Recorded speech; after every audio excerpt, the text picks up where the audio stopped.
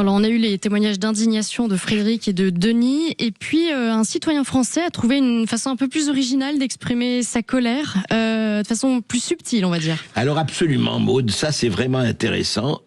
Rendons hommage à Pierre Guiraud. Alors vous allez me dire, mais qui est Pierre Guiraud ? Eh bien, Pierre Guiraud est un citoyen de Lodève dans l'Hérault, la ville de Lodève.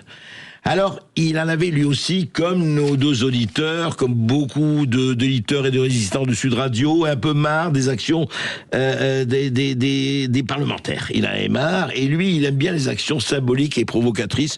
Et j'ai toujours dit que c'était pas mal, les actions symboliques et provocatrices, oui. Ce n'est pas violent, ça ne tue pas des gens, ça ne mobilise pas des milliards pour des voitures brûlées et des habitants caillassés, etc.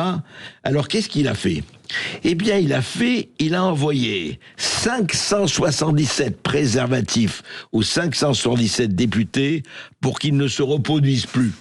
Alors évidemment, il a dû envoyer des préservatifs féminins, j'imagine, pour les femmes quand même, j'espère, Pierre Guiraud. On a essayé de l'avoir, on l'a pas, mais s'il nous écoute, eh bien, il est absolument le bienvenu.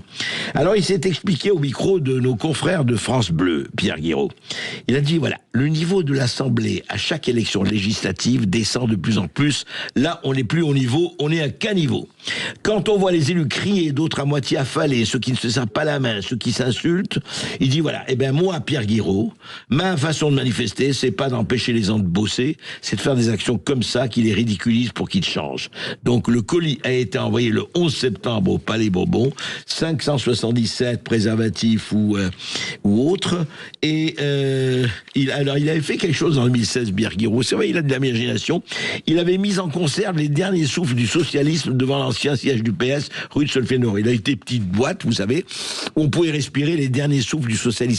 Je sais pas quel parfum ils avaient, mais voilà. Et puis, plus récemment, il avait envoyé un pyjama des Dalton à Patrick Balkany, alors incarcéré à la présidence de la santé. Écoutez, voilà, c'est des symboles.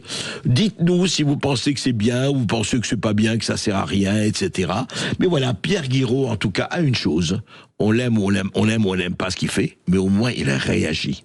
Et dites-vous bien que la réaction, le fait de réagir est beaucoup plus sain que celui de dormir. Et vraiment. Ça vous fera plaisir, André, parce que dans ce même entretien à France Bleu, Pierre Guiraud avait loué les vertus du militantisme façon Coluche. Voilà, et voilà. il a raison, et il a raison. Effectivement, on s'y retrouve un peu là. Et Coluche, exactement. Coluche s'était présenté, rappelez-vous, à la présidentielle de 80. Bon, il avait renoncé, mais c'est lui qui disait un chômeur, un chôme dû. Ah, je ne sais plus comment il le disait, c'était fabuleux. Mais Coluche, c'est vrai que ça reste un modèle. En tout cas, Pierre Guiraud, écoutez, c'est bien, continuez.